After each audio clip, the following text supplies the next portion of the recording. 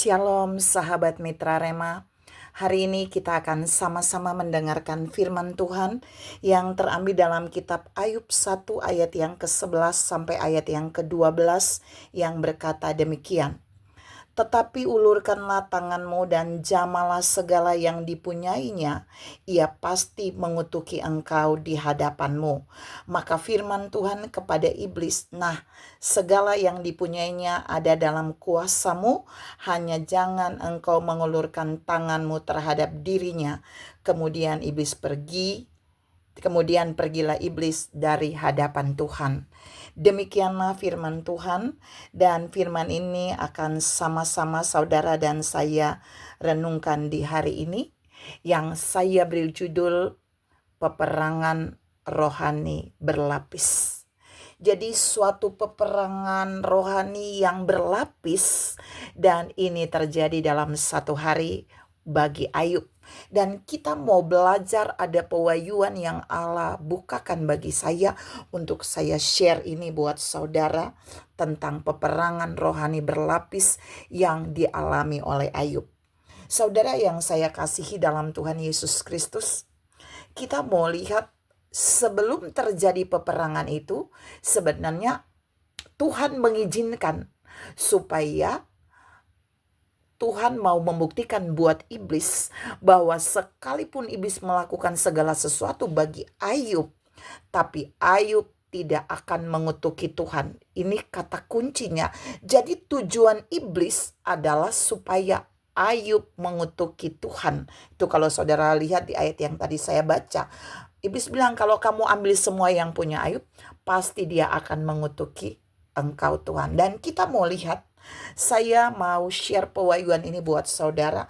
Ada 6 poin dalam peperangan rohani yang Ayub alami, tapi ada 6 poin yang dipakai iblis untuk menyerang Ayub dalam peperangan ini. Dan kita perlu belajar dari bagian ini supaya kita tidak tertipu.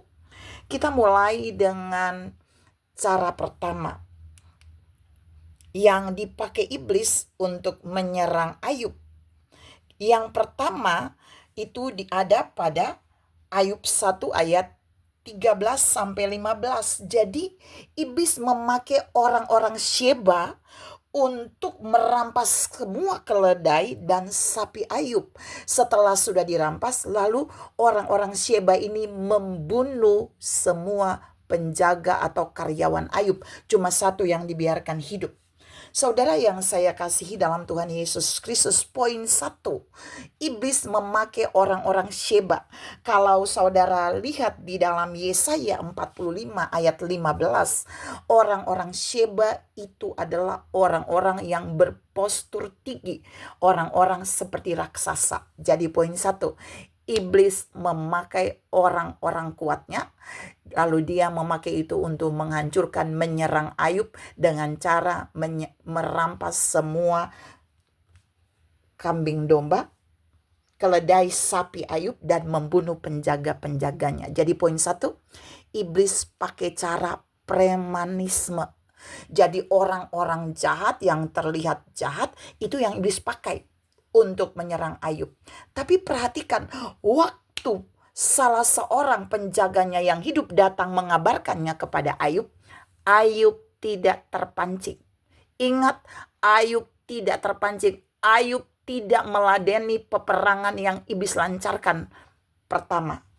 Cara yang kedua, karena tidak mempan, iblis menggunakan cara yang kedua. Ingat, yang pertama dia pakai premanisme. Yang kedua, iblis memakai api untuk menyambar dan membakar kambing, domba, dan penjaga-penjaga yang Ayub pakai itu. Itu saudara bisa lihat dalam Ayub 1 ayat 16. Jadi pakai api. Iblis juga memakai api untuk mulai menyerang Ayub, tapi tidak langsung ke Ayub, tapi menyerang kambing domba Ayub dan mematikan, membunuh penjaga-penjaganya. Hanya satu yang hidup dan pergi mengabarkan kepada Ayub. Tapi waktu satu orang yang hidup itu mengabarkan kepada Ayub, untuk kedua kali Ayub tidak terpancing untuk meladeni peperangan yang dimulai oleh iblis. Penyerangan yang mulai iblis lakukan. Yang ketiga saudara bisa lihat di dalam Ayub 1 ayat 17. Dan itu iblis memakai 3 pasukan Kasdim. Dia tingkatkan. Kayaknya yang pertama Ayub tidak kepancing. Yang kedua Ayub tidak kepancing. Ayub tetap tenang, diam dan tenang. Tapi yang ketiga dia mengirim 3 pasukan orang Kasdim untuk menghancurkan semua yang dimiliki oleh Ayub. Nanti saudara baca di dalam Ayub 1 ayat 17. Ayub punya banyak ternak, banyak burung-burung tekukur, ini dihancurkan saudara. Saudara tahu orang Kasdim yang dipakai oleh iblis itu saudara bisa lihat di dalam Daniel 2 ayat 1 sampai ayat yang kedua. Jadi orang-orang Kasdim itu adalah orang-orang sihir, orang-orang peramal, dan yang memiliki ilmu perdukunan. Ternyata iblis memakai mereka untuk memulai peperangan rohani dalam menyerang Ayub. Tapi ketika karyawan Ayub yang tersisa satu dari Ayub 1 ayat 17 itu pergi memberitahukan, Ayub tidak bereaksi. Ayub masih tetap tenang. Dan yang keempat, iblis menggunakan bagian yang lain lagi. Pertama gagal, kedua gagal, ketiga gagal. Tapi yang keempat, iblis memakai angin ribut. Jadi datang angin ribut dan kemudian merobohkan semua rumah yang dimiliki Ayub dan anak-anak Ayub. Dan bahkan robohan rumah itu mematikan 10 anak-anak Ayub. Yang masih tinggal hanya 1 penjaga di situ yang hidup, lalu pergi mengabarkannya kepada Ayub bahwa semua rumah dan anak-anaknya juga mati. Ayub belum berespon saudara. Jadi yang dipakai iblis yang keempat adalah angin ribut. Yang kelima, iblis ternyata tidak berhasil karena Ayub tidak berespon. Yang kelima, iblis memakai bara untuk membuat Ayub mengalami borok pada tubuhnya. Itu saudara bisa lihat di dalam Ayub 2 ayat 5 sampai 7. Karena iblis menghadap lagi ke Tuhan waktu tidak berhasil. Iblis bilang, semua sudah oke, tapi kalau engkau buat dia sakit, kamu izinkan aku membuat dia sakit, pasti dia akan mengutuk. Dan kemudian Tuhan mengizinkan itu. Dan Ayub kenal borok itu dalam Ayub 2 ayat 5 sampai 7. Dari telapak kaki seluruh badannya sampai di batok kepalanya penuh dengan borok. Alkitab bilang. Tapi Ayub juga tidak mengutuki Tuhan. Alkitab berkata di sana Ayub kemudian mengambil beling, dia mengorek-ngorek boroknya. Dan perhatikan, tapi Ayub tidak mengutuki Tuhan. 5 strategi yang dipakai oleh iblis untuk menyerang Ayub, untuk memulai satu peperangan rohani dengan Ayub, itu tidak berhasil. Tapi kemudian iblis memakai bagian ke-6. Iblis memakai bagian yang ke-6 di dalam Ayub 2 ayat yang ke-9. Ayub 2 ayat yang ke-9. Dengar saya baca. Maka berkatalah istrinya kepadanya. Istri Ayub berkata kepada Ayub, masih bertekunkah engkau dalam kesalehanmu? Kutukilah Allahmu dan matilah. Perhatikan saudara. Ini perkataan istri Ayub. Tapi saudara tahu waktu di Ayub 1, iblis juga berkata kepada Tuhan bahwa jika sudah diambil semuanya, Ayub pasti akan mengutuki engkau. Tapi poin 1 sampai poin yang ke-5 tidak berhasil.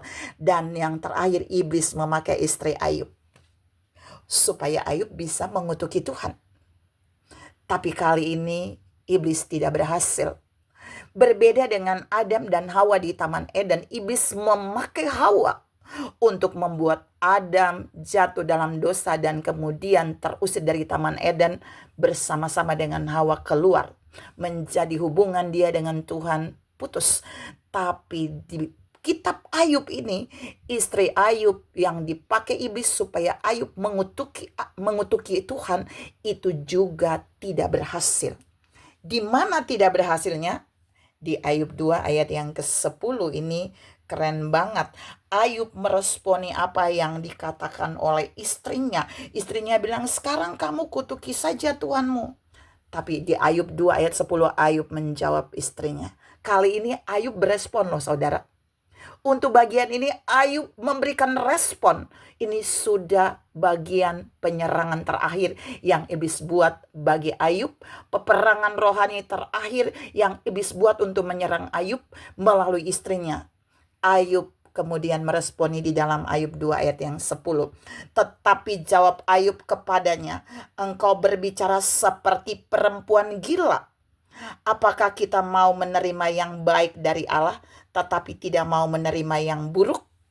Dalam kesemuanya itu Ayub tidak berbuat dosa dengan bibirnya. Ayub mengalami kemenangan dari 6 cara peperangan yang iblis arahkan kepada Ayub. Dan Tuhan mau bilang buat saudara dan saya, lihat ketika 5 cara ini iblis memakainya dari luar. Angin, api, preman-preman, orang kastim, sihir, peramal. Tapi ada 2 hal dipakai dari dalam penyakit. Dan yang kedua dari orang terdekat dari Ayub. Dan Tuhan bilang buat saudara dan saya berhati-hati.